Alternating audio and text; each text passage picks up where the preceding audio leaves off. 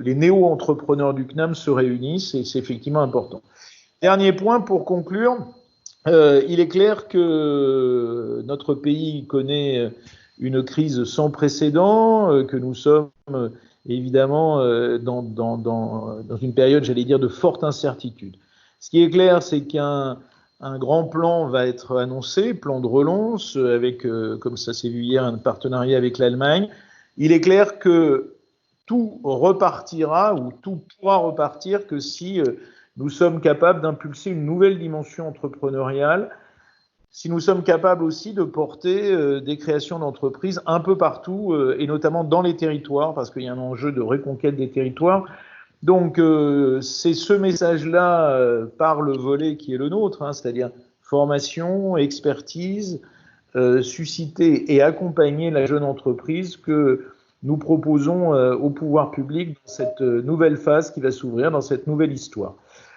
Pour comprendre cette nouvelle histoire, on a besoin de raconter les talents. Donc, encore une fois, Olivier Ezac, merci. Merci de votre présence. Et je repasse la parole à Denis, en vous remerciant toutes et tous d'être sur votre écran à suivre ce qui s'annonce déjà passionnant. Merci beaucoup.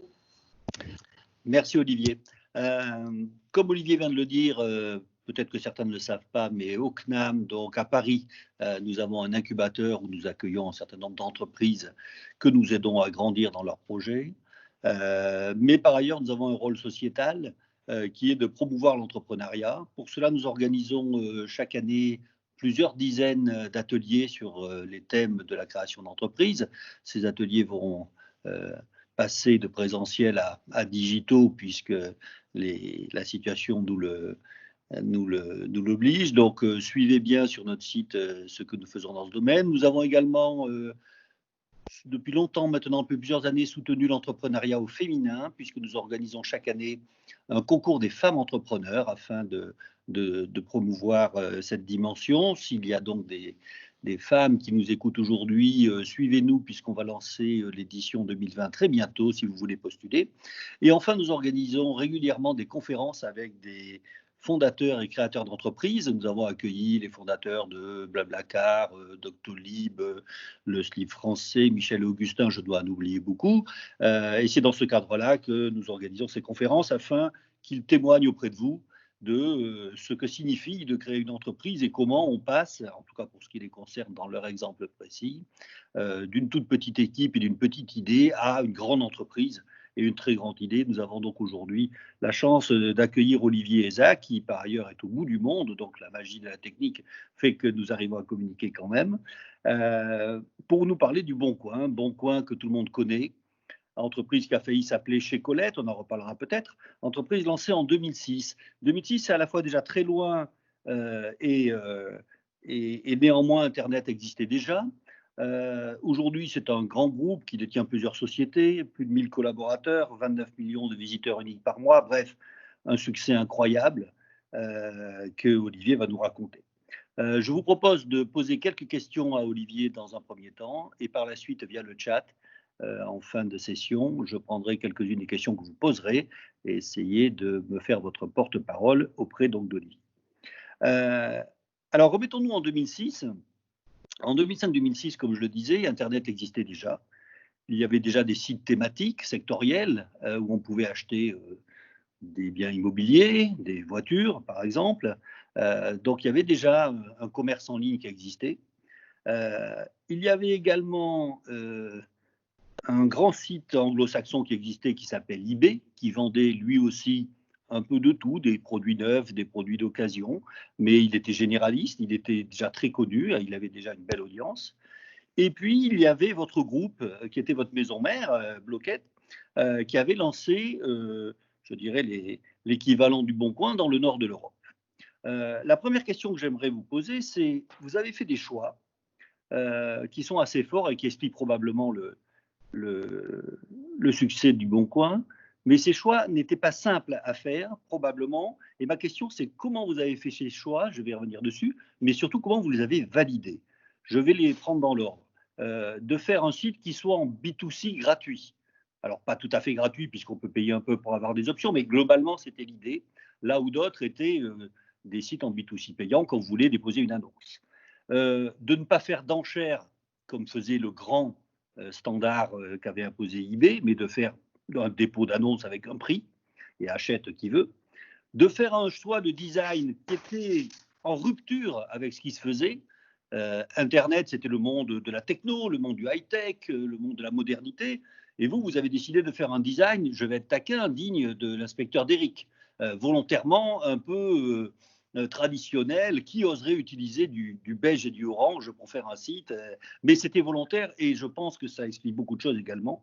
Mais surtout, de faire un site, alors qu'Internet, c'est le petit village mondial, de faire un site qui était essentiellement ancré dans la logique de acheter à côté de chez vous. Donc, avec une forte entrée locale. Donc, je reprends ces 4 points. B2C gratuit, pas d'enchère mais un prix, un design typé, on va dire, et l'achat local. Comment, par rapport à votre maison mère qui ne faisait pas tout à fait pareil, par rapport à des sites sectoriels qui opéraient différemment, par rapport à eBay qui était quand même très présent, avez-vous décidé de vous lancer dans l'aventure avec ces choix-là? Merci Denis. Je vais revenir dans le détail sur ces différents points. Un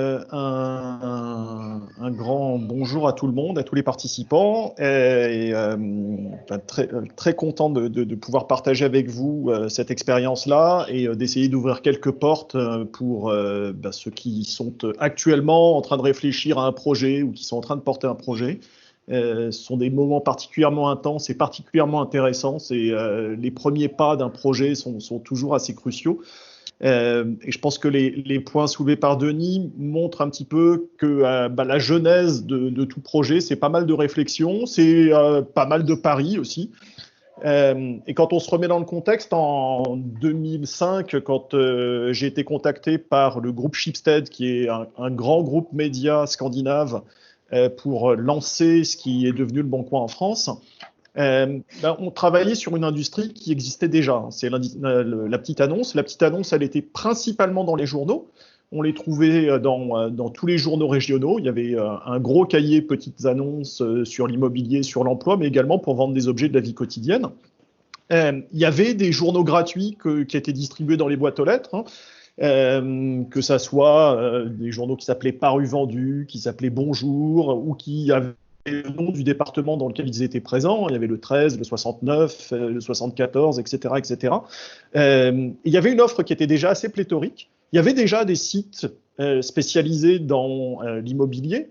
Se loger, c'est un projet qui a été lancé, je crois, en 95, qui a commencé sur le Minitel. La centrale, qui était là. Alors, on ne nous entend plus, Olivier. Olivier? Je suis revenu, je pense. Ouais, la centrale, c'était une société qui avait plus de 30 ans. Entre particuliers, c'est une société particulier à particulier, qui était la référence. Je me souviens que quand j'étais étudiant et que je me cherchais un logement, il fallait se lever tôt le jeudi pour être le premier au kiosque à journaux et attraper le particulier à particulier pour pouvoir passer des coups de fil et trouver les appartements en location, enfin trouver sa chambre d'étudiant. Donc il y avait déjà une offre qui était pléthorique. Et puis effectivement, comme l'a précisé Denis, il y avait un site qui s'appelait eBay, qui était une des 10 plus grosses audiences de l'Internet en France. Et tous les acteurs sur le marché français s'accordaient pour dire que c'était un géant américain qui avait pris le marché. Dans le monde de l'Internet, c'est pas vraiment une surprise. À l'époque, les géants s'appelaient Yahoo, s'appelaient Excite, s'appelait Alta Vista, s'appelait eBay. C'était déjà des boîtes américaines. Ce qui est marrant, c'est que la plupart de ces boîtes ont disparu, ont été remplacées par d'autres boîtes qui, en l'occurrence, sont également américaines pour la plupart. Mais on était dans une industrie qui était en train de se créer, qui était très nouvelle. Donc, un métier qui existait depuis très longtemps, qui était présent dans la presse, qui était très présent dans le papier. Il y avait déjà des acteurs positionnés sur Internet. Et puis, les Norvégiens arrivent. Et ils ont un site qui tourne en Suède qui s'appelle Blocket. Blocket, ça veut dire bloc-notes en suédois, et qui fait un carton. Ça marche tellement bien qu'ils se disent, on est content d'être en Suède, mais c'est un marché qui est un petit peu petit. Est-ce qu'on n'a pas les moyens de lancer ce projet dans d'autres pays? Et ils choisissent la France pour 2 raisons. La première raison assez évidente, c'est qu'ils sont déjà présents en France par l'intermédiaire du journal gratuit 20 minutes. Et puis la deuxième raison, ils étudient le marché et ils se disent, il n'y a pas d'acteurs généralistes sur ce marché-là, il y a une place à prendre et notre concept suédois va nous permettre de prendre cette place. Et ils discutent avec leur partenaire français, qui est le groupe Ouest France, très présent sur la petite annonce, un poids lourd du secteur qui leur dit très bien, bon, on y va. Maintenant, les ambitions que vous avez, on n'y croit pas vraiment parce qu'il y a déjà beaucoup d'acteurs, il y a déjà les Américains qui sont présents, le marché français est très différent du marché suédois et vous risquez d'avoir beaucoup de difficultés. Donc ce qui est assez marrant dans cette histoire, c'est que dès la genèse, il y a un acteur externe au marché français qui avait une vision qui était sans doute plus proche de la réalité que les acteurs du marché français qui étaient sans doute un petit peu myopes avec le nez collé sur la vitre. C'est là que je rentre en scène, je reçois un coup de téléphone, je travaillais déjà dans la petite annonce. Moi, j'ai commencé à bosser en 2000, au moment de la vague Internet. J'avais terminé mes études, j'étais parti faire une coopération en Chine, et j'avais découvert qu'il y avait des endroits dans le monde où ce n'était pas la crise. Et j'étais à Shanghai en 98-99, et j'ai vu la ville se construire sous mes yeux. C'était SimCity. Ils construisaient 20 lignes de métro en même temps, 1000 tours qui sont aujourd'hui les plus grandes du monde, un aéroport international, un port en eau profonde, le périph'. Et j'ai vu en 1 an et demi quelque chose assez similaire à l'album Tintin en Amérique, pour ceux qui l'ont lu, où un petit village chinois traditionnel s'est transformé en mégapole international et les embouteillages de vélos ont été remplacés en l'espace d'1 an et demi par des embouteillages de voitures. Et je suis revenu de Chine en me disant, c'est incroyable, on m'a expliqué depuis que je suis né que c'était la crise. Je suis né en 74, 1 an après le choc pétrolier. Et puis je m'aperçois que juste en changeant d'endroit, il y a une vision qui est complètement différente. Et il se trouve que je rentre en France en 2000, et en 2000, c'est la bulle Internet, et pour ma génération, tout d'un coup, c'est un endroit où c'est plus la crise, et où on peut entreprendre, tenter des choses, innover, d'autant plus que personne ne sait comment ça marche vraiment, puisque personne n'a d'expérience, c'est tout nouveau, ça sort de l'œuf, et il faut comprendre comment on va pouvoir créer des projets qui vont parler à leur public. Donc entre 2000 et 2005, quand j'ai été contacté par Schibsted, il se trouve que j'ai travaillé dans la petite annonce, d'abord dans le groupe Vivendi, qui à l'époque avait un site emploi qui s'appelait Cadre Online, et puis dans le groupe R100, qui avait un site de petite annonce qui s'appelait bonjour.fr, qui était un site relié à ces journaux gratuits distribués en boîte aux lettres, justement. Donc j'avais une expérience du secteur, et puis j'ai rencontré ces Suédois qui m'ont dit, on a un site qui fait un carton en Suède, il est tout moche, il s'appelle Blocket, ça veut rien dire en français, et avec ça, on va gagner le marché. Donc j'étais un petit peu sceptique, comme leur partenaire Ouest France, et puis je me suis dit, quand même, c'est le secteur dans lequel je travaille depuis 5 ans, ça serait bien que j'aille faire un tour sur leur site, et je suis allé voir donc leur site Blocket en suédois, je ne parle pas un mot de suédois, en 30 secondes, j'avais réussi à déposer une annonce. Et je me suis dit, ils ont compris quelque chose. La simplicité de leur concept, effectivement, peut fonctionner sur le marché français. Voyons voir comment on peut l'adapter. Alors, il y avait plusieurs choses à adapter. D'abord, le modèle économique, comme vous le soulignez, Denis. Blocket en Suède, c'est un site qui était payant. Pour déposer une annonce, il fallait payer. Et c'était le modèle de cette industrie-là. C'est-à-dire, je vais vous donner de la visibilité pour le produit que vous avez à vendre, mais il faut payer pour ça. Et on a eu beaucoup de discussions avec les actionnaires en disant, très bien, mais personne ne nous connaît. Et pour que les gens soient prêts à payer sur de la petite annonce, il faut qu'ils aient conscience que le service va leur être utile et que ça va fonctionner, qu'ils vont vendre leurs produits. Et il y avait déjà des solutions toutes faites. Pour vendre sa voiture, j'allais sur la centrale. Pour vendre mon appartement, je déposais une annonce sur particulier à particulier. Et pour vendre ma collection de timbres, j'allais sur eBay. Donc, on s'est dit, si on arrive avec ce modèle économique où on demande aux gens de payer pour voir, personne ne va vouloir voir, personne ne va vouloir essayer. Donc, on se fait un modèle économique, on est gratuit, et puis quand les gens seront convaincus, on passera au payant. C'était le plan initial. Deuxième constat, c'est de dire, en 2000, on se remet à l'époque, en 2005, il n'y a pas de smartphone. Internet, c'est une connexion via modem, hein, ce petit appareil qui faisait un drôle de bruit quand on se connectait. C'était lent. L'informatique, les gens n'étaient pas très équipés d'ordinateurs. Et tout ça fait que, en fait, le monde d'Internet parlait quasiment à des informaticiens. Mais le marché, c'est pas le public français, c'est pas un public d'informaticiens. Donc on s'est dit, il faut qu'on prenne le contre-pied complet de tout ça et qu'on propose quelque chose qui soit extrêmement simple. C'est trop compliqué de s'inscrire. Sur Le Bon Coin, il n'y a pas d'inscription. C'est trop compliqué d'avoir un moteur de recherche où je dois préciser plein de critères. Sur Le Bon Coin, c'est pas compliqué. J'ai la carte de France, je clique sur ma région et j'ai tout de suite des résultats.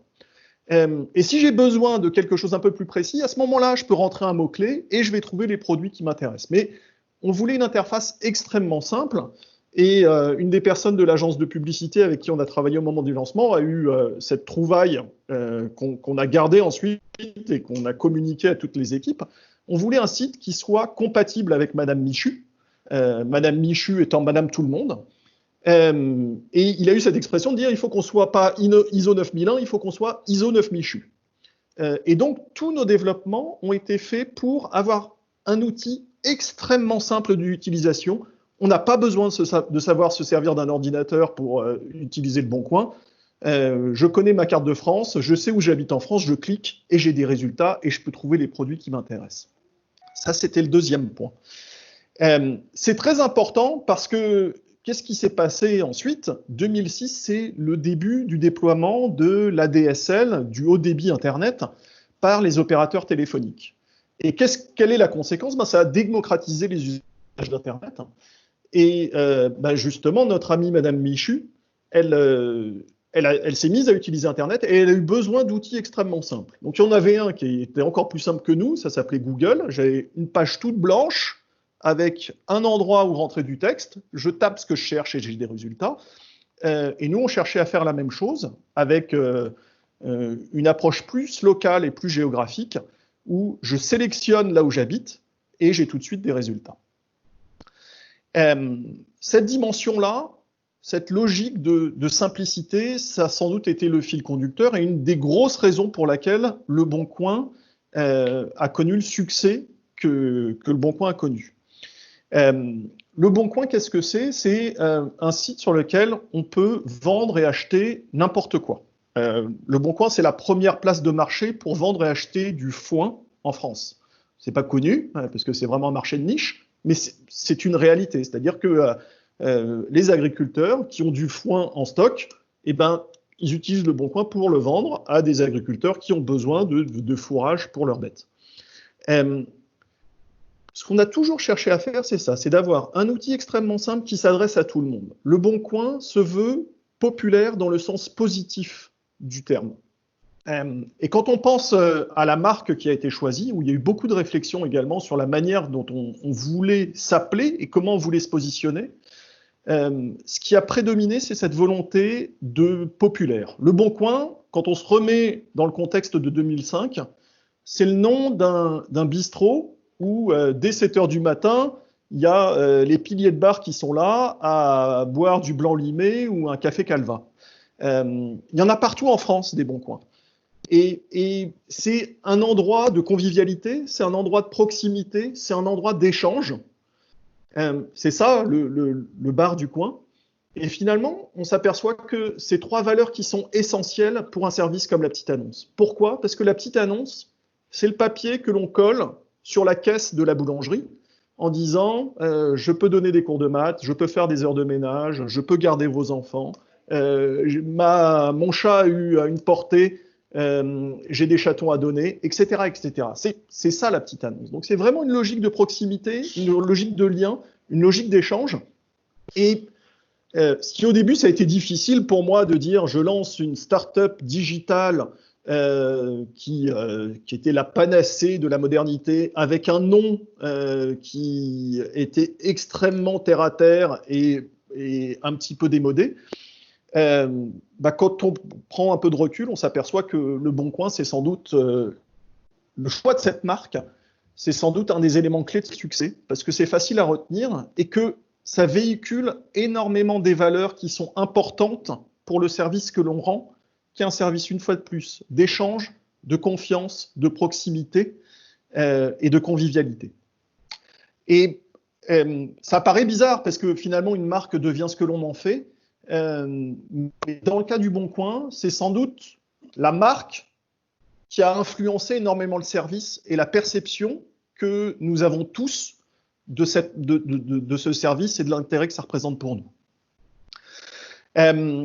Donc, cet aspect-là a toujours été très important. Une fois de plus, on est sur un métier qui explique pourquoi on s'est regroupé en village, en ville. Échanger des biens et des services, c'est l'essence même de la société humaine. Et c'est également quelque chose sur lequel on a voulu insister en disant la promesse du Bon Coin, c'est la bonne affaire est au coin de la rue. Et on n'a pas voulu faire un système compliqué. Pourquoi ? Parce qu'on considère que nos utilisateurs, ce sont des adultes et que leur expliquer comment faire une transaction pour vendre une théière, un livre, une voiture, c'est un peu les infantiliser et que c'est pas leur rendre service. Donc le Bon Coin, effectivement, à l'époque, quand on allait sur eBay, il fallait s'inscrire, on avait un profil, on pouvait noter le profil du vendeur ou de l'acheteur. Le Bon Coin a dit, cherchez à côté de chez vous, vous allez rencontrer vos voisins et vous allez voir, la bonne nouvelle, c'est que vos voisins sont des gens formidables, d'autant plus ceux qui partagent un centre d'intérêt commun avec vous. Je vous prends un exemple. Quand le Bon Coin a commencé à devenir un petit peu gros, les politiques ont commencé à s'intéresser à ce phénomène-là, et notamment pour voir s'il n'y avait pas moyen de taxer les transactions qui se faisaient entre particuliers. Donc j'ai été auditionné au Sénat pour expliquer que ce n'était pas la peine, parce que la taxation, c'est sur la valeur ajoutée. Alors là, on est sur des produits d'occasion, et puis on est sur de la vente entre particuliers, donc il n'y a pas de logique à taxer ça. Est-ce que les sénateurs qui m'ont auditionné ont tout à fait bien compris. Et à la fin de la réunion, il y a une sénatrice qui était une femme très élégante, la soixantaine, qui est venue me voir en me disant, il faut que je vous dise, votre service est absolument merveilleux. Je suis une fanatique de thé. Et sur votre site, j'ai trouvé une théière très particulière qui vient d'Asie, qui permet de faire des thés spécifiques. Et non seulement j'ai trouvé le produit, mais c'est une de mes voisines qui l'a vendu. J'ai découvert que cette voisine, elle avait la même passion que moi. Et depuis, on prend le thé ensemble, c'est-à-dire que non seulement j'ai trouvé une théière que j'arrivais pas à trouver, je l'ai trouvé à un prix qui était bien meilleur que ce que j'aurais pu trouver dans le commerce, parce que c'est un objet rare. Et puis je me suis fait une amie qui partage la même passion. Et je crois que ça résume excessivement bien ce qu'est le Bon Coin pour chacun d'entre nous, c'est-à-dire c'est un créateur de liens sociaux, parce qu'on se retrouve autour d'une passion commune et d'un intérêt commun. Et puis surtout, une transaction, c'est un lien physique et les gens se rencontrent. Oui, le Bon Coin, c'est un service numérique, digital, immatériel, mais finalement, ce que l'on vend sur le Bon Coin, c'est des objets extrêmement concrets et la transaction, dans 90% des cas, elle se fait de la main à la main et ça crée un lien. Et je pense que cette expérience de vente et d'achat, elle est tellement unique, elle est tellement riche que ça explique aussi pourquoi le site a connu le succès qu'on lui connaît.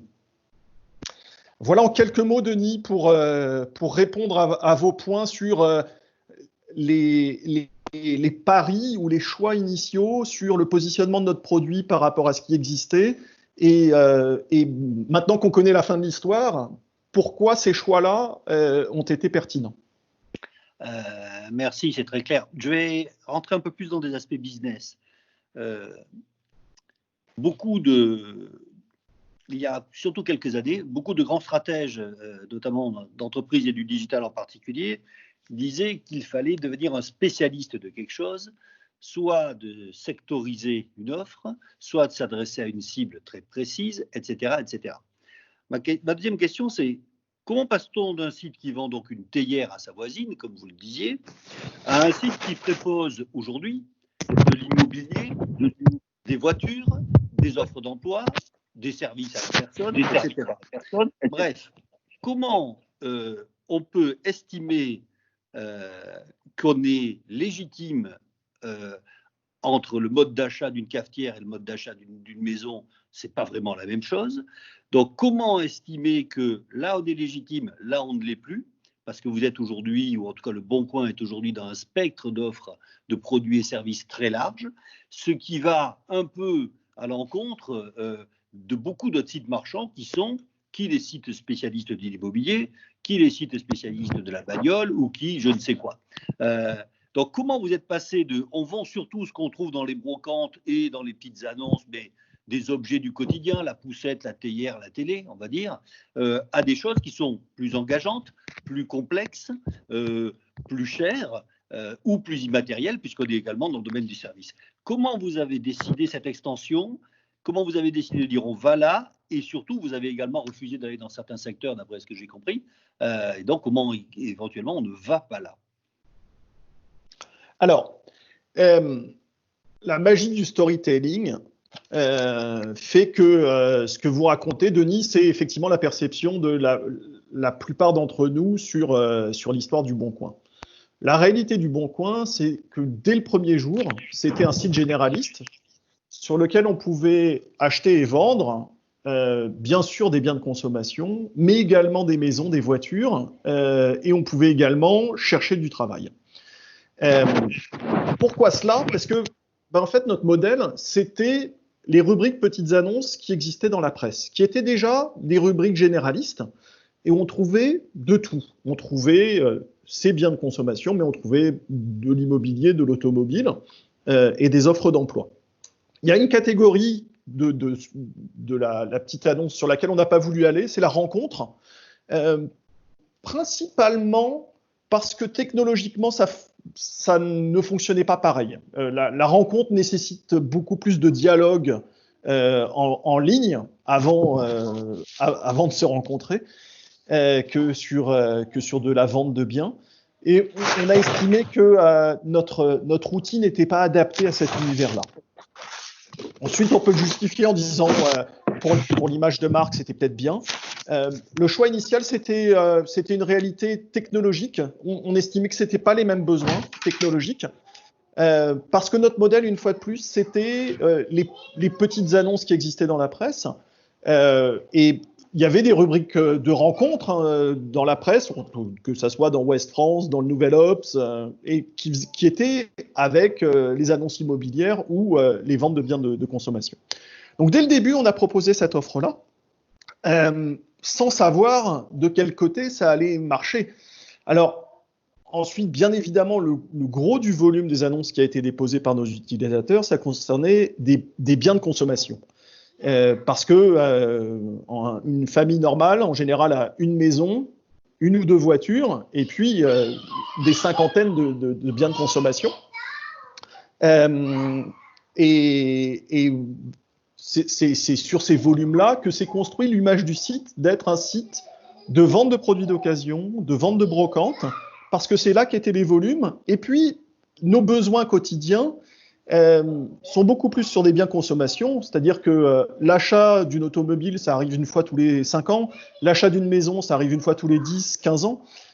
Donc, c'est des besoins beaucoup plus ponctuels. Et finalement, quand les premiers utilisateurs ont découvert le site, ce dont ils ont parlé, c'est de leur expérience qui était avant tout orientée sur les biens de consommation. Donc ça, c'est la première réalité. La deuxième réalité, c'est que la vente de produits d'occasion, c'est un marché entre particuliers. Là où la vente de voitures d'occasion ou de biens immobiliers, c'est souvent par l'intermédiaire d'un agent immobilier ou d'un concessionnaire automobile. Et parler avec un public de particuliers, parler avec un public de professionnels, c'est deux choses différentes. Donc, la réalité de la croissance du Bon Coin, c'est que dès le début, il y avait du contenu. Ensuite, quand on s'est dit, c'est bien, on a du contenu, mais maintenant, comment on fait de cette entreprise une entreprise rentable et comment on développe des lignes de revenus, on s'est tourné vers les utilisateurs qui, naturellement, étaient plus prêts à payer parce que pour eux, il y avait un enjeu économique derrière, et c'était les professionnels. Donc, on a développé une offre spécifique pour les professionnels de l'automobile, ce qui nous a permis de devenir un acteur sur le secteur de l'automobile. Puis, même chose pour les professionnels de l'immobilier, et on est devenu une référence sur le secteur de l'immobilier. Et enfin, auprès des recruteurs qui avaient également des besoins spécifiques. Donc, l'histoire que vous avez racontée, Denis, c'est l'histoire qu'on a fini par adopter parce qu'on racontait notre histoire en disant mais non, mais dès le début, on avait des annonces immobilières mais quand je parlais aux journalistes ou quand je parlais aux utilisateurs, ils me disaient mais non, le Bon Coin, c'est de la brocante. Et puis ensuite, vous avez fait ça. Alors, comme les gens ne voulaient pas entendre ou ne pouvaient pas entendre, ce n'était pas l'association qui le faisait avec notre site, et ben on a choisi leur histoire, ce qui changeait pas grand-chose pour nous finalement. Parce que effectivement, économiquement parlant, on a d'abord commencé par les biens de consommation, puis ensuite on est passé à l'automobile, puis à l'immobilier. Mais on a pu le faire parce que dès le début, dans la manière dont on a pensé notre site, on s'est dit c'est là qu'il va falloir qu'on aille si un jour on veut transformer ce projet en un projet rentable économiquement.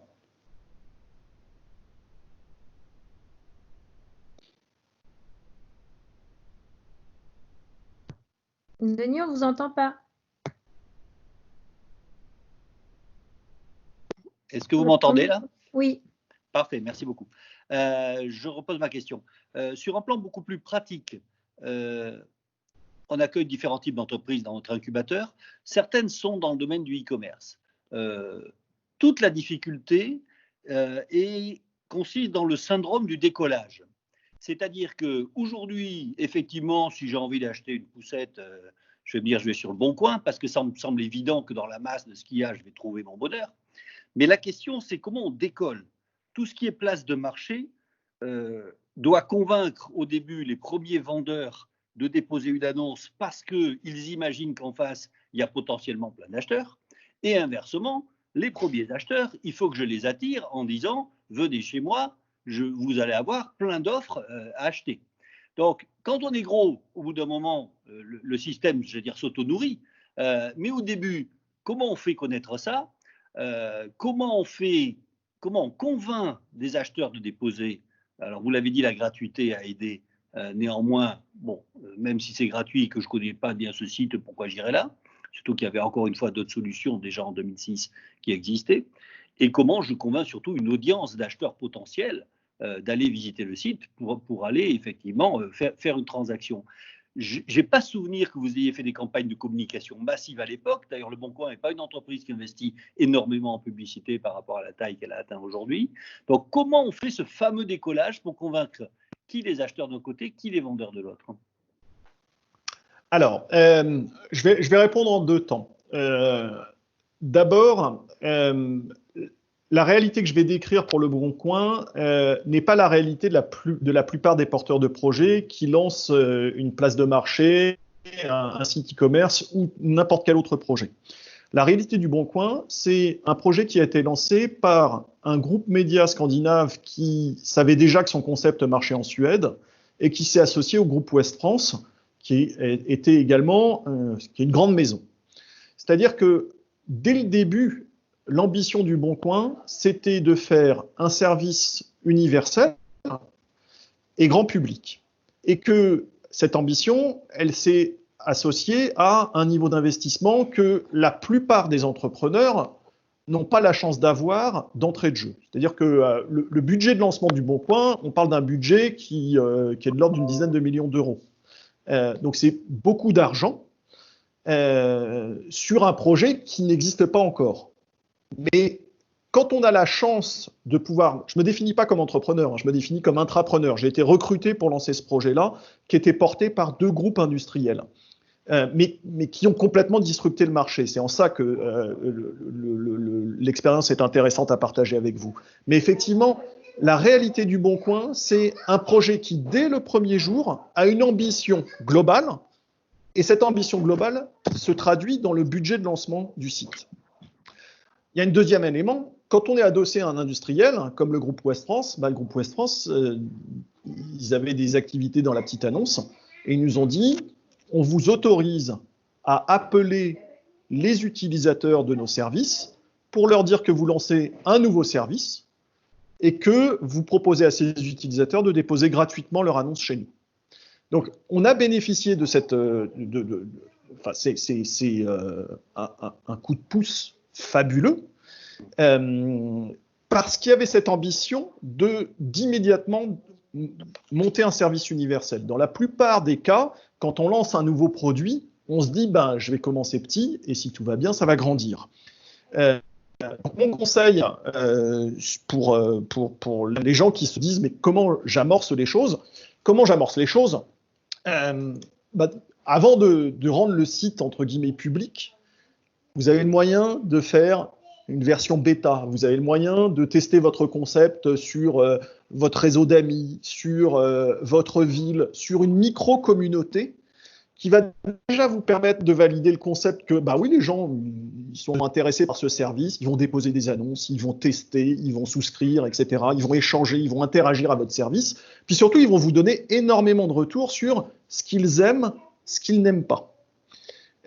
Et tous ces aspects-là, ça va vous permettre de valider que l'idée initiale que vous avez fonctionne ou ne fonctionne pas, et en même temps d'atteindre un premier palier, une première taille critique qui va vous permettre d'étendre un peu plus votre service et d'aller voir des investisseurs en disant, les amis, non seulement j'ai une bonne idée, mais j'arrive avec une idée qui est déjà validée et il y a déjà 300 utilisateurs, une plateforme qui tourne, j'ai déjà corrigé le tir par rapport à 2-3 idées que j'avais au début qui se sont révélées erronées par rapport aux besoins des utilisateurs et vous arrivez beaucoup plus fort pour convaincre des investisseurs de vous donner l'argent qui va être nécessaire pour franchir le palier d'après. Donc, cette première étape, Le Bon Coin n'a pas eu à le faire parce que y avait 2 industriels derrière qui connaissaient déjà le business et qui avaient déjà fait le pari financier. Mais dans la plupart des cas, entre le lancement officiel d'un site et son lancement réel, il se passe 12-18 mois qui vont permettre au porteur de projet d'affiner son idée, de la tester et d'arriver le jour du lancement réel où il appuie sur le bouton avec quelque chose qui a déjà de l'inertie et avec un produit qui fonctionne déjà. Si je prends une comparaison très physique, si vous lancez une nouvelle boutique, le jour de l'inauguration, votre boutique, elle marche déjà, c'est-à-dire que vos rayons sont pleins et vos rayons, vous les avez remplis avant le jour de l'inauguration. Vous avez déjà identifié vos fournisseurs, vous avez déjà vos équipes en place et il s'est passé un temps important entre le lancement du projet et le jour de l'inauguration. Et pour un projet numérique, c'est la même chose. C'est-à-dire que pour Le Bon Coin, entre le moment où on a vraiment commencé à faire de la communication et le lancement, en fait, il s'est passé du temps parce qu'on a commencé à communiquer qu'à partir du moment où on avait déjà un cycle d'échange entre acheteurs et vendeurs et qu'on savait qu'on pouvait communiquer parce qu'on avait quelque chose d'intéressant à proposer. On n'allait pas ouvrir notre magasin en disant « Venez voir comme il est beau et comme il est vide ». On a attendu que le magasin soit déjà un petit peu rempli pour investir en communication et dire aux gens « Venez voir, il y a des choses pour vous ». Et je comprends effectivement que cette aide des actionnaires qui étaient dans des métiers proches a dû aider au décollage. Et effectivement, c'est une grande chance. J'ai une autre question qui touche à l'équipe, on va dire, aux aspects humains. Quand on démarre une aventure comme ça, vous connaissiez un peu le monde des petites annonces, vos actionnaires aussi, quels sont les types de fonctions et de talents qui sont essentiels au début ?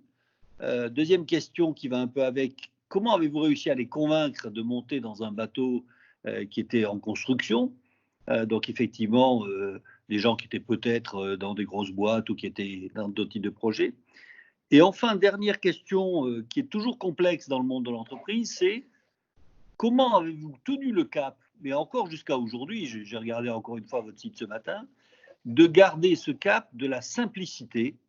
Le Bon Coin est une entreprise qui s'est énormément développée. À part un changement d'identité visuelle il y a quelques années, j'ai l'impression que vous avez gardé exactement la même logique, alors que la taille induit généralement, malheureusement, plus de complexité, parce qu'il y a quelqu'un qui a une idée en interne, qui veut rajouter un onglet là, ou développer une nouvelle offre ça, ou faire le bon coin machin, le bon coin pour ce qui, etc. etc. Et on perd l'ADN de l'origine. Alors qu'aujourd'hui, le bon coin, dans sa logique de choix, de qu'est-ce que je cherche, de où je cherche, est exactement fidèle à ce que c'était au départ. Et je sais que pour un patron, c'est très compliqué de dire non à des équipes alors qu'elles souhaiteraient sûrement rajouter des choses, avec sûrement de bonnes intentions, mais qui risqueraient de faire dévier l'idée originelle de la simplicité qui est par rapport à d'autres systèmes un grand atout du Bon Coin.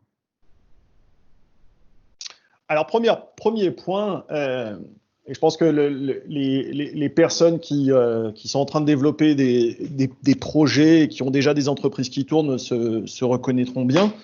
Quand on se lance, on ne choisit pas ses employés, c'est les employés qui choisissent. C'est-à-dire que, effectivement, quand on s'appelle Le Bon Coin aujourd'hui, le service RH reçoit énormément de candidatures spontanées. Ce n'était pas vraiment le cas quand j'ai lancé le projet. Et que les gens qui ont rejoint le projet à l'origine, c'est des gens qui avaient un peu un grain. Parce que choisir de venir travailler sur un site qui est sans doute le site le plus moche de France, qui a le nom d'un bar tabac et qui est gratuit, c'est-à-dire sans modèle économique prouvé, il fallait avoir un grain pour rejoindre le projet. Donc, je pense que c'est une réalité, c'est-à-dire avant de construire une marque qui va attirer des talents, on va recruter des gens qui ont la même folie que vous, c'est-à-dire qui ont envie de construire quelque chose et qui vont se lancer à corps perdu dans cette aventure-là. Ça, c'est le premier point. Deuxième point qui est important, c'est que c'est un aspect qu'on a beaucoup discuté en interne à l'époque. Comment on se définit en tant qu'entreprise ? Alors, je peux choisir de m'appeler une entreprise. Une entreprise, ça sous-entend que j'entreprends et que mon moteur, c'est ça. Je peux décider de m'appeler un groupe. Un groupe, c'est un ensemble. Il y a plusieurs choses, mais c'est pas vraiment défini. Chanel, c'est une maison. Donc, il y a un côté très chaleureux, très institutionnel. Le Bon Coin, c'est une société. Une société, c'est un groupe de personnes qui partagent un projet commun, des valeurs communes et qui ont envie de faire quelque chose ensemble. Ce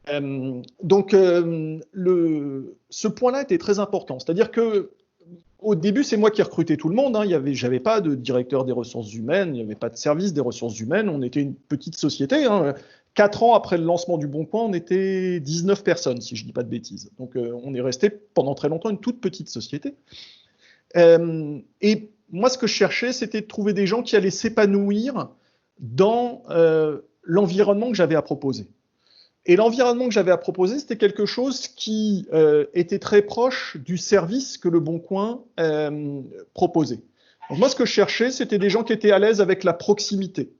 C'est-à-dire que le Bon Coin, c'est une société où on se tutoie, où on se dit tout, où il y a une hiérarchie très plate.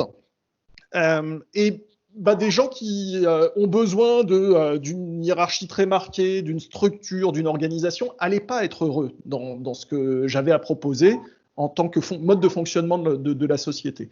Donc, chercher des gens qui étaient à l'aise avec cette logique de proximité. Chercher des gens qui étaient à l'aise avec une vision pragmatique des choses.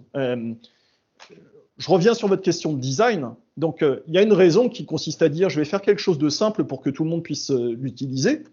Mais également, moi, ça faisait 5 ans que je travaillais sur Internet et j'étais sur le produit, c'est ça ma formation.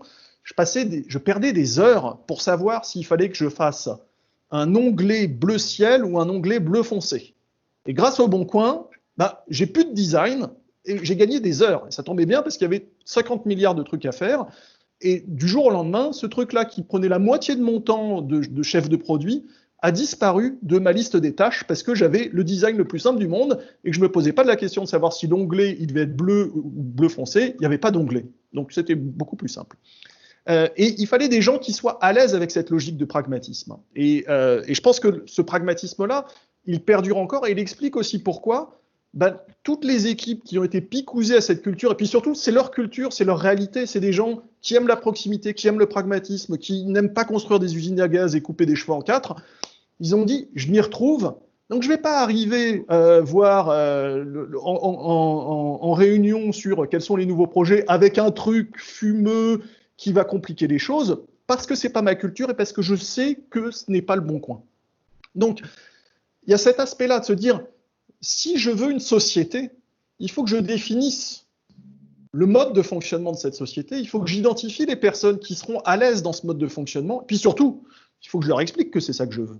Donc, un de mes gros boulots de responsable du Bon Coin pendant 10 ans, ça a été de communiquer là-dessus, ça a été de dire, voilà, ici, c'est comme ça qu'on travaille. Quand vous êtes perdu, que vous avez l'impression d'être dans le noir, votre boussole, ça s'appelle proximité, pragmatisme et responsabilité. Voilà, c'est ce que j'attends de vous. Vous prenez vos responsabilités. Pourquoi ? Là aussi, c'était très pragmatique. Quand on est 20 personnes pour gérer un des 5 plus gros sites de France, si chacun ne prend pas ses responsabilités, c'est impossible de faire avancer les choses. Donc moi, je voulais des gens qui prenaient leur projet à bras-le-corps et le menaient jusqu'au bout, parce que je n'étais pas en mesure de les aider. Le site a grossi trop vite.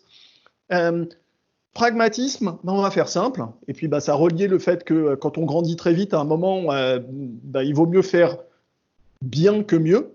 Et choisissons la solution la plus simple et qui répond à 80% du cahier des charges, plutôt qu'une solution qui est beaucoup plus compliquée, qui va répondre à 100%. Et puis tout ça, on le fait en proximité, c'est-à-dire avec beaucoup d'échanges. Et quand on est une équipe de 20, c'est facile, on est tous autour de la même taille. Le challenge de mon successeur, ça a été de conserver cette culture, et c'est pas facile. Pour moi, c'est moi qui ai créé la boîte, donc je ne posais pas de questions, j'ai fait ce que je savais faire. Mais mon successeur, il a rejoint très tôt le projet, mais il a eu la force de savoir conserver ce qui était essentiel et puis d'apporter ce qui manquait et ce que lui savait faire et moi ce que je ne savais pas faire. Donc, d'avoir su très tôt communiquer sur la manière dont cette micro-société devait fonctionner, ça a permis de lui donner des bases très solides pour la suite et d'expliquer qu'aujourd'hui, pour tout le monde, le Bon Coin n'a pas changé graphiquement depuis 2006. Pour information, tous les ans, on a changé des choses graphiquement. C'est ça qui est génial. Mais on l'a fait tellement touche à touche que c'est passé complètement inaperçu. Et ce que vous soulignez, Denis, c'est la force du mode d'emploi qui a été communiqué à chacune des personnes qui a été recrutée, qui a rejoint le projet, en disant, voilà, c'est comme ça qu'on fonctionne. Et tous nos tests de recrutement, c'était pour s'assurer que les personnes soient à l'aise avec ce mode de fonctionnement. Ce n'était pas d'aller imposer cette culture à des gens qui n'allaient pas être à l'aise avec ça, ça n'allait pas marcher, mais c'était de se dire, nous, ce qu'on cherche à faire, c'est de trouver quelques centaines de personnes, dans une population de 60 millions d'habitants, ça devrait être possible, qui partagent ces valeurs-là et qui vont être à l'aise. Parce que on travaille mieux quand on est à l'aise dans son environnement de travail. Oui, c'est très clair ce que vous dites. Je le reformule un peu différemment. Ça paraît simple quand vous le dites. Souvent, on essaye de recruter des gens en fonction des compétences dont on a besoin. Je cherche un développeur informatique, donc je vais évaluer des compétences techniques, est-ce qu'il codait le langage machin ou qu'est-ce qu'il a fait par le passé. Vous incitez sur le fait pour garder la ligne du début que vous avez très bien expliqué, vous avez essayé surtout de recruter des gens, certes, qui devaient avoir des compétences techniques dans différents domaines, mais surtout qui étaient, je dirais, qui ressemblaient en termes de caractère, de personnalité, je ne sais pas comment le dire, à la nature du projet, pour qu'il n'y ait effectivement pas trop d'envie de dévier de cette ligne originale et qu'ils s'y sentent confortables. C'est quand même le succès de beaucoup d'entreprises qui sont devenues grandes maintenant, que d'arriver à garder, je dirais, leur ADN du début. Et dès qu'on commence un peu trop à dévier de ça, et notamment quand on devient gros, il y a la tentation de la complexité qui, pour l'utilisateur final, qui lui n'a pas changé entre-temps, est un énorme risque. Donc c'est vraiment un aspect managérial très important dans le recrutement, mais dans la com interne et dans l'animation des équipes, que de garder ce fil de la part des patrons, d'arriver à communiquer pour garder ce fil-là. Vous le dites gentiment, simplement, je pense que c'est quelque chose de tous les jours de la part des managers. C'est une petite leçon que j'ai apprise par l'intermédiaire d'une de mes amies qui travaillait dans une maison de luxe chez Cartier et qui me racontait, donc elle était junior chez Cartier, elle travaillait sur les bijoux. Et donc, ils travaillaient toute l'année avec des designers, des joailliers, etc. Et ils présentaient leurs propositions de collection pour l'année suivante au comité de direction de Cartier, composé des pontes ou des gardiens des clés de Cartier, qui se contentaient de répondre devant chaque projet présenté, c'est Cartier, ce n'est pas Cartier. Et ce qui rendait mon ami folle, en disant mais il m'a même pas expliqué pourquoi ce n'était pas Cartier. Sauf que la deuxième collection, il y a eu de plus en plus de projets qui ont été présentés qui étaient des projets Cartier. C'est-à-dire que ces gardiens du temple, ils faisaient un travail de pédagogie et d'éducation pour expliquer ce qu'était Cartier et ce qui n'était pas Cartier. De la même manière, je pense que toutes les marques, les sociétés qui durent et qui ont un lien fort avec leurs utilisateurs, c'est des marques qui savent se définir et qui peuvent dire c'est le bon coin ou ce n'est pas le bon coin. Et le bon coin, je vous prends l'exemple de Cartier, quand on a cherché notre marque, on ne voulait pas s'appeler Cartier. Parce que Cartier, quand je passe devant une boutique Cartier, il y a 80% des gens qui disent ce n'est pas pour moi, qui ont peur de la marque. Or, Le Bon Coin, c'est un site populaire et qui s'adresse à tout le monde. Donc, on voulait une marque qui ne fasse pas peur aux gens. Et on voulait cette marque universelle qui s'adresse à tout le monde et que les gens aient envie de s'approprier. Donc, il y a cette logique de dire il faut savoir ce que l'on veut, il faut connaître les valeurs essentielles de son service. Et effectivement, quand on a ça en main, ça facilite énormément les décisions parce que je peux expliquer clairement à toutes mes équipes ce que je veux. Une fois de plus, quand vous êtes perdu et que vous êtes tout seul, comment vous allez prendre votre décision ? Eh ben, on disait, le mode d'emploi au sein du Bon Coin, c'est ça. Et c'est ça vos points cardinaux. C'est tout à fait clair. Pour les participants, je vous propose de nous envoyer, c'est déjà en cours, mais à ceux qui ne le feraient pas, des questions sur le chat. Je vais me faire votre relais et votre porte-voix. Je vais prendre une première question qui vient de David, qui est: avez-vous protégé l'idée du Bon Coin au début ? Alors, on a protégé la marque, ouais. Mais c'était à peu près tout ce qu'il y avait à protéger, parce que être un site de petite annonce, c'était nous qui arrivions dans un secteur qui existait déjà. Protéger la carte de France, on aurait bien aimé, mais c'était pas possible. Donc on s'est contenté de protéger notre marque et notre logo. Ce que je conseille de faire à n'importe quel entrepreneur, enfin déjà de faire ce travail de protection de la marque, c'est de vous assurer que la marque elle n'est pas déjà déposée et de vous éviter des ennuis qui peuvent arriver plus tard je dois changer de nom parce que je n'avais pas fait mon travail de vérification auparavant et il y a une boîte qui me tombe dessus et qui me fait un procès. Ce qui est très rigolo, c'est que quand on s'est lancé, Le Bon Coin, c'était pas du tout dans l'air du temps. Hein. Toutes les boîtes, elles se terminaient en 2 O pour faire un petit peu comme Yahoo, qui était la référence à l'époque. Et puis, rapidement, il a fallu qu'on demande à nos avocats d'envoyer des courriers à des gens qui trouvaient que c'était pas mal de s'appeler Le Bon Coin de la pomme de terre, du camping, de je ne sais pas trop quoi, en leur disant les amis, c'est une marque déposée. Merci de vous trouver un autre nom. Ok. Une question assez directe, mais qui est intéressante. Puisque vous étiez une toute petite équipe pendant quelques années, vous disiez 19 au bout de quelques années, mais que vous aviez eu 10 millions d'investissements au départ, 10 millions d'investissements pour quelle utilisation ? Alors, des millions d'investissements pour faire de la pub. C'est-à-dire que une place de marché, comme vous le disiez, Denis, ce qui est important, c'est qu'il y ait des vendeurs et des acheteurs. Donc, on avait besoin de recruter en permanence des personnes pour déposer des annonces et des personnes qui cherchaient les produits que les vendeurs avaient déposés. Et à l'époque, il y avait moins d'un Français sur 2 qui était sur Internet. Donc on s'est dit on peut faire de la télé, et à l'époque, toutes les startups levaient beaucoup d'argent et passaient à la télé, et c'était absolument formidable. Sauf que nous, on s'est dit, si on fait ça, en gros, 50% de notre investissement va à la poubelle parce qu'il n'y a qu'un Français sur deux qui est sur Internet.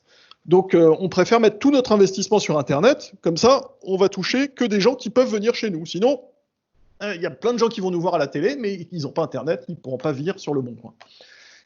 Donc, on a fait que de la communication digitale, beaucoup Google, qui à l'époque était la seule solution. Facebook s'est lancé en 2006, et il n'y avait pas de solution publicitaire, puis ils étaient tout petits en France.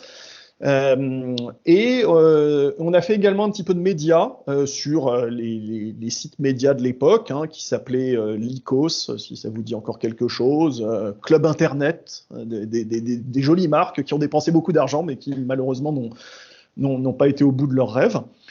Et avec une communication qui était toute bête, c'est-à-dire qu'on ne voulait pas raconter une histoire compliquée, on voulait juste que les gens comprennent que Le Bon Coin, c'était des petites annonces. Et donc, on avait des publicités digitales toutes bêtes où il y avait un canard qui faisait coin, coin, coin, coin, coin, coin, coin, et ça se terminait Le Bon Coin, les petites annonces près de chez vous.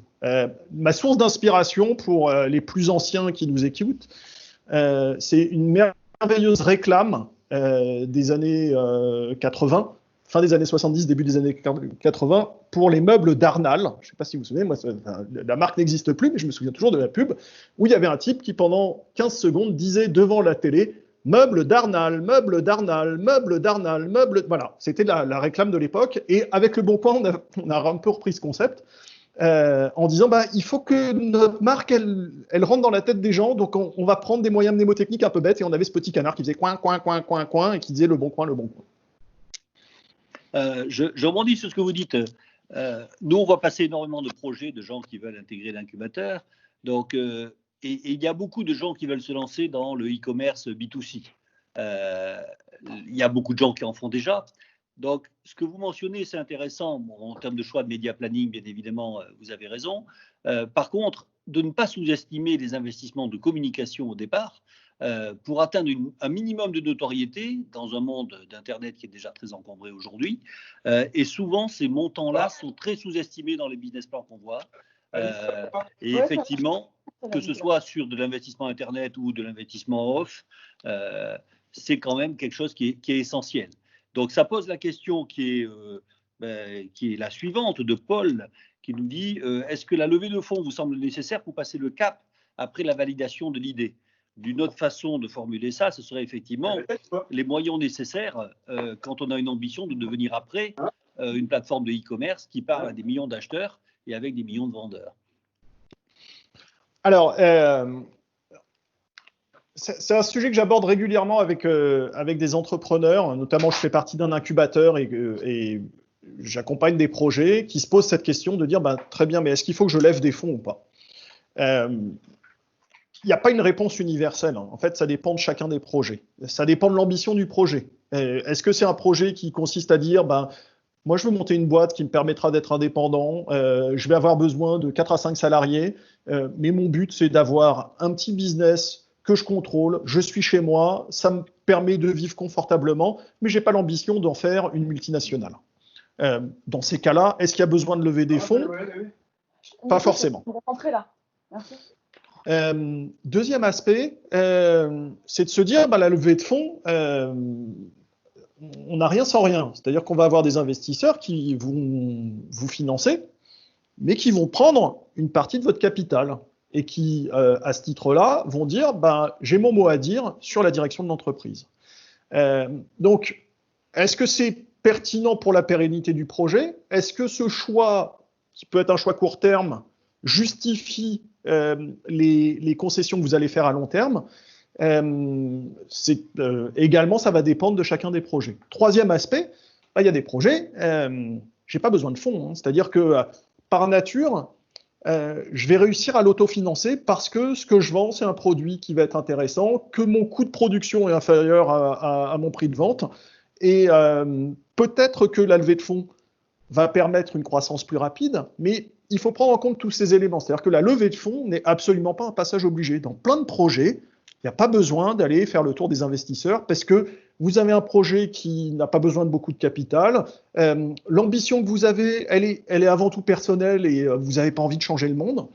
Et puis, vos clients, ils sont prêts à payer plus que ce que vous coûte le produit que vous fabriquez. Donc, dans ces cas-là, il n'y a pas besoin de lever de fonds.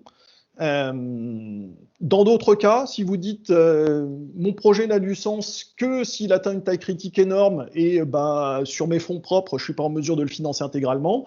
Si je ne ferme pas le marché dans les 3 mois qui viennent, et donc pour pouvoir le fermer, il faut que j'investisse énormément à court terme, il y a quelqu'un d'autre qui va le faire et je perdrai une opportunité.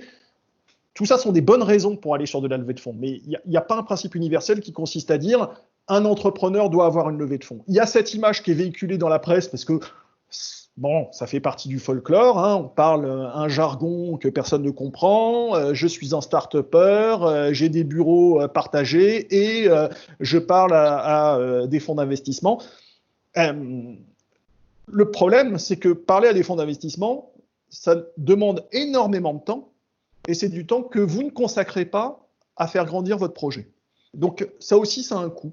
Et c'est de se dire, est-ce que cet investissement de temps, et donc ce temps que je ne passe pas sur mon projet, va me permettre d'aller plus vite après, ou est-ce qu'il ne vaut pas mieux que je construise d'abord mon projet qui soit bien solide pour que j'ai quelque chose de plus convaincant aux investisseurs et qu'il y ait un rapport de force qui soit plus intéressant en disant, les amis, très bien, vous allez me donner de l'argent pour faire grandir mon projet, mais je vais vous donner une petite part du gâteau parce que j'ai déjà quelque chose qui est suffisamment solide pour ne pas avoir besoin de vous donner la majorité des parts dès le début.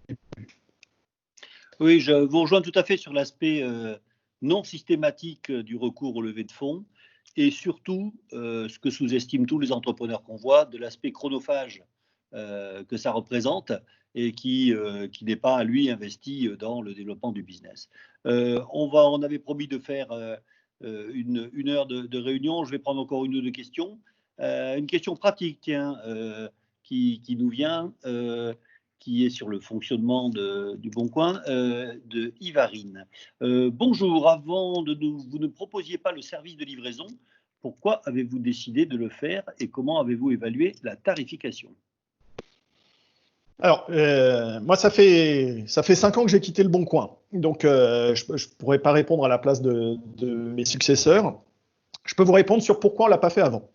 On ne l'a pas fait avant parce que c'était complexe et qu'au Bon Coin, on n'aime pas les choses complexes. Qu'on n'en avait pas besoin pour grandir et qu'on estimait que quand on posait la question à nos utilisateurs, on s'apercevait que dans plus de 90% des cas, la transaction se faisait de la main à la main. C'est-à-dire que je rencontrais mon voisin et donc je n'avais pas besoin de service de livraison. Si j'essaie de trouver les raisons qui légitiment le fait qu'aujourd'hui il y a un service de livraison, aujourd'hui le Bon Coin, la semaine dernière, donc dimanche, la veille de la fin du confinement, il y a eu près de 20 millions de Français qui se sont connectés au Bon Coin. Donc un tiers des Français étaient sur le Bon Coin dimanche.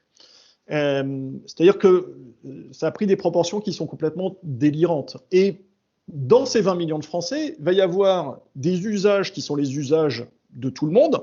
Je vais faire du commerce avec mon voisin. Et puis, il y a également des gens qui disent « Non, mais c'est bien joli tout ça, mais en fait, il se trouve que moi, je cherche une première édition d'un Blueberry et que le vendeur qui a cette bande dessinée se trouve à l'autre bout de la France.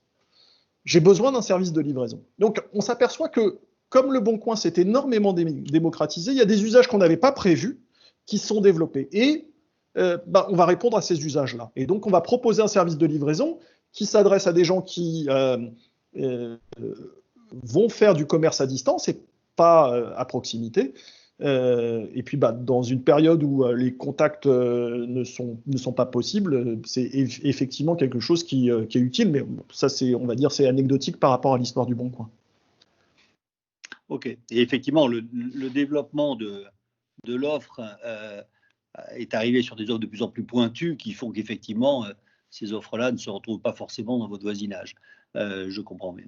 OK. On avait promis de tenir en 1 heure. On l'a légèrement dépassé, mais on est assez ponctuel. On essaye de ne pas trop déborder, surtout en ligne. C'est un peu plus pénible qu'en face à face.